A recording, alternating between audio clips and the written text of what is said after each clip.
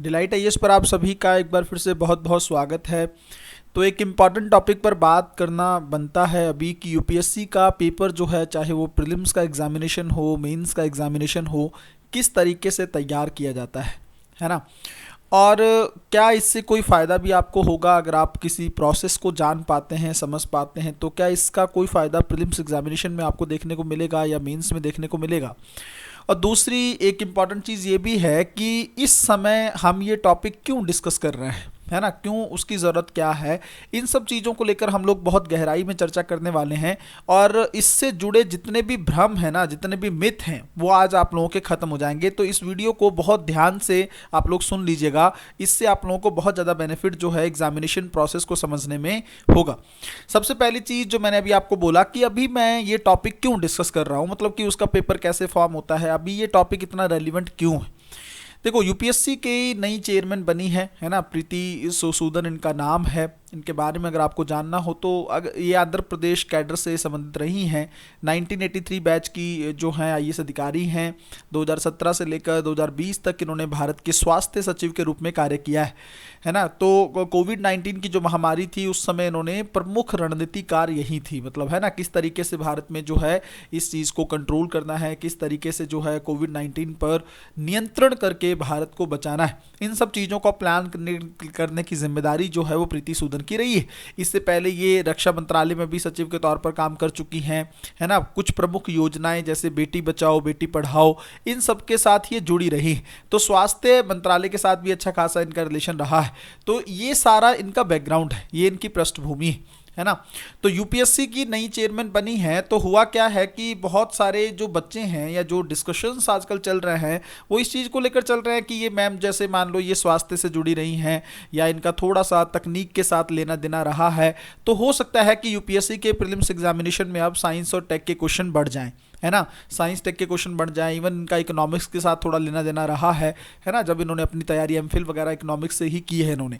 तो ऐसी सिचुएशन में क्या इकोनॉमिक्स में क्वेश्चन बढ़ेंगे, इस तरह की ना कहीं पे पूर्व धारणाएं जो हैं वो बच्चों के मन में बढ़ जा रही हैं, है ना। तो क्या ऐसा कुछ होने वाला है? सबसे पहली चीज़ तो ये, सबसे पहली चीज़ तो आपको जब तक आप एग्जामिनेशन का या पेपर का प्रोसेस नहीं समझेंगे ना, तब तक आपको समझ में नहीं आएगा कि क्या चेयरमैन के बदलने से पेपर का जो स्ट्रक्चर है या पेपर की संरचना है उस पर प्रभाव पड़ता है क्या कोई, है ना। तो सबसे पहले इस टॉपिक को हम लोग बहुत ध्यान से समझने का प्रयास करते हैं। देखो, पहली चीज तो ये है कि आप कहोगे कि सर आपको कैसे पता अंदर क्या प्रोसेस चल रहा है। मैं आपको एक होता है ना कि एक्सपीरियंस, एक अनुभव के आधार पर और कुछ चीज़ें बहुत सारे अधिकारियों से मैं मिला हूं, उनके बेस पर मैं आपको कुछ कुछ प्रेडिक्शंस बताता हूं। 100% नहीं होगा, लेकिन इसके अंदर आप खुद से सोच के देखिएगा कॉमन सेंस से कि क्या ऐसी चीज़ें हो सकती हैं कि नहीं। अगर मान लो यूपी, और सबसे पहली चीज़ तो आप ये समझो कि यूपीएससी में ना एग्जामिनेशन बोर्ड है अलग से।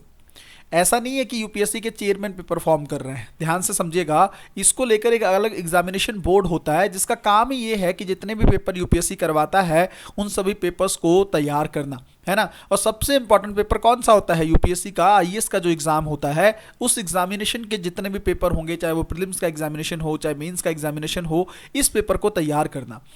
तो ये जो बोर्ड है ना, ये सारा साल काम करता है।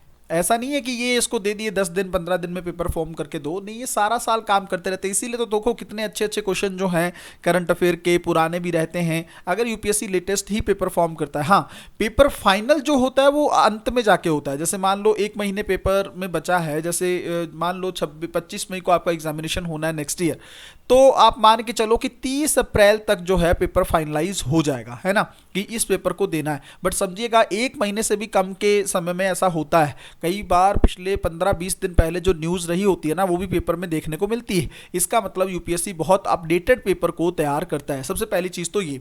दूसरा, ये प्रोसेस जो है साल भर पूरा चलता रहता है कि पेपर के कौन से क्वेश्चंस को आपको तैयार करना है। तीसरी और सबसे इंपॉर्टेंट चीज़, अगर मैं आपको एक चीज़ कहूँ, मान लो इसी एग्जामिनेशन बोर्ड में मान लो कितने भी लोग हैं, जैसे मान लो 4 लोग हैं या 5 लोग हैं, समझिएगा इस चीज़ को, है ना, ABCD और ये 5 लोग हैं मान लो एग्जामिनेशन बोर्ड में। अगर यूपीएससी इन सब से एक एक पेपर मान लो लेता है कि भाई ये जो है वो अपना पेपर मतलब सबको मिल के अगर कह दे यूपीएससी कि आप सब लोग पांचों मिल के एक पेपर को तैयार करो और उस पेपर को यूपीएससी का प्रीलिम्स एग्जामिनेशन में हम लोग पूछ लेंगे, है ना। जैसे मान लो अगर ये पांचों, अगर हम लोग एक पॉसिबिलिटी ये देखें कि मान लो अगर पेपर ऐसे प्रिपेयर होता है कि भाई 5 लोग हैं और पांचों लोगों को बोल दिया कि आप 20-20 क्वेश्चन दे दो और हम लोग यूपीएससी का पेपर तैयार कर लेते हैं। सोच के देखिए कितनी ज़्यादा एक पॉसिबिलिटी है। हो सकता है हम लोग जानते हैं कि यूपीएससी के बोर्ड जो मेंबर होते हैं बहुत ऑनेस्ट रहते हैं, बहुत ईमानदार रहते हैं, इसमें कोई डाउट नहीं है। बहुत अच्छी संस्था है ये और इस संस्था ने अपनी गरिमा को बहुत अच्छे से बरकरार भी रखा है।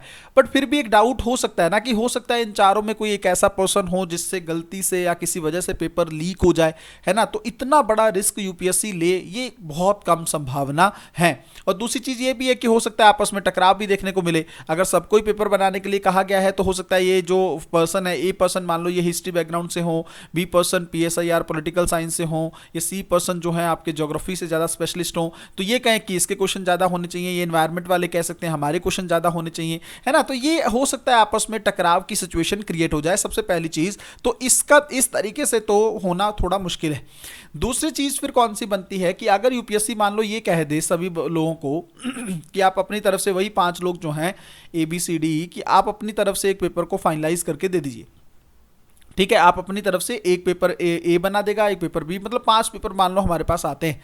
उस 5 पेपर में मान लो चेयरमैन किसी एक पेपर को सेलेक्ट करते हैं, किसी एक पेपर को सेलेक्ट करते हैं, तो हो सकता है इस पर भी थोड़ा सा डाउट की संभावना हो, कुछ ऐसी चीज़ें। और जो फाइनलाइज करने का जो काम होता है ना पेपर को, कि कौन सा पेपर फाइनल रहेगा, वो चेयरमैन का वर्क रहता है ना। तो चेयरमैन जो है, बस इतना इनका रोल है इस मैटर में।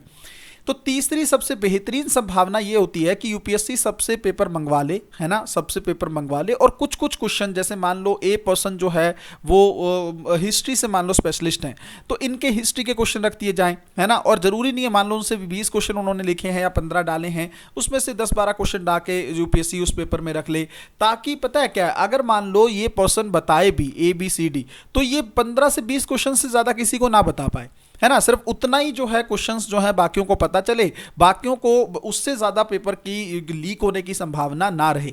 तो आपको पता है कि यूपीएससी अब किस तरीके से डे बाय डे तकनीक का इजाफा कर रहा है, ताकि पेपर लीकेज, आप सोच के देखो, यूपीएससी का अगर पेपर लीक होता है तो कहीं ना कहीं पे एक बहुत बड़ी चीज़ हो जाएगी सरकार के लिए भी। सरकार भी इन सब चीज़ों से बचना चाहेगी, इसलिए सरकार ने चेयरमैन की जल्दी नियुक्ति भी की है और कहीं ना कहीं पे एक अच्छे पर्सन को, जिनका बैकग्राउंड बहुत अच्छा रहा है, जिनकी पृष्ठभूमि बहुत अच्छी रही है, और जैसे अभी हम लोगों ने देखा कि बड़ी महामारी को डील करके वो आई हैं, तो कहीं ना कहीं पे वो हो सकता है कि यूपीएससी जो सुधार करना चाहता है, जो चीज़ें बेटर करना चाहता है, उस चीज़ को वो जो मैम हैं वो जल्दी से आगे उसको बढ़ाएं।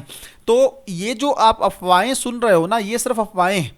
जिन लोगों का अनुभव बहुत कम है, जिनको यूपीएससी की बेसिक समझ भी नहीं है, वो बड़ी बड़ी बातें कर देते हैं कि पेपर में ये बदलाव देखने को मिलेगा, पेपर में ये होगा, ऐसा कुछ नहीं होने वाला है। ऐसा यूपीएससी का एक पैटर्न है, यूपीएससी का एक सिलेबस है, उस सिलेबस के अकॉर्डिंग पेपर तैयार होता है। हर सब्जेक्ट में से 10-12 क्वेश्चन जो है यूपीएससी को रखने होते हैं। वो आप देख सकते हो कि इतना बेहतरीन और खूबसूरत पेपर यूपीएससी के बोर्ड द्वारा तैयार किया जाता है कि आप जितनी भी तारीफ उनकी करो कम।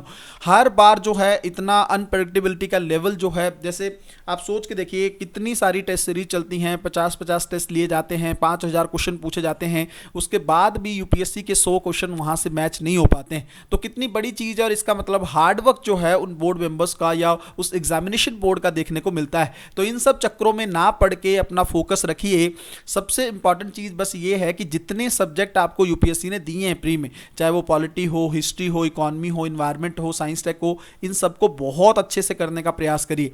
और ये मत सोचिए कि इसमें क्वेश्चन इतने हैं तो इतने ही रहेंगे, साइंस टेक में बढ़ जाएंगे, नहीं। आप एवरेज लेके चलो ना कि हर सब्जेक्ट में मान लो 15 क्वेश्चन आने, तो मुझे हर सब्जेक्ट को बहुत अच्छे से तैयार करना है, बेहतर रूप में तैयार करना है। इन सब ये अफवाहों में पढ़ने से या इस तरह की चीजें सोचने से क्या होगा, अंदर की इंफॉर्मेशन तो किसी को नहीं है ना।